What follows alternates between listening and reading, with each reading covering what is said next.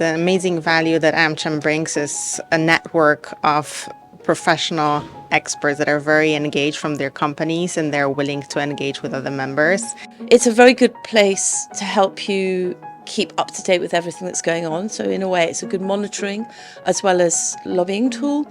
But I think most of all, it's about the network that it provides. It's an open door to obviously EU policymakers, governments, and also US government regulators who come visit to Brussels. So it's the perfect bridge between EU and US government officials.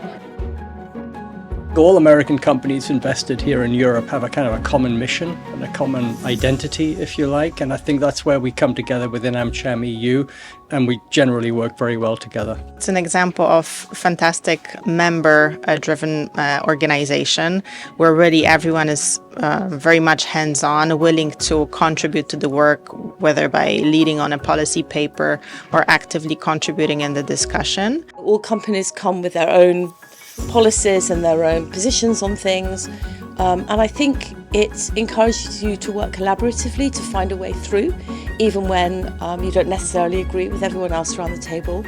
AmCham is one of the few organizations which bring top executives from our companies to Brussels. So it's not just to talk about policy all the time, it's also to bring the voice of our business leaders. And for my company, it's very useful that we can have our CEO for Europe come here, thanks to AmCham, meet commissioners, meet ambassadors, and talk about the realities of the business in Europe for American companies.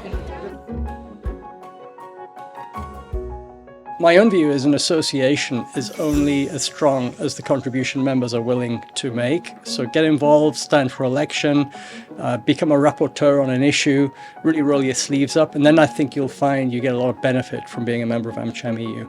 There are many ways to get involved in these organizations. There are committees dedicated to specific topics. There are task forces looking at specific institutions.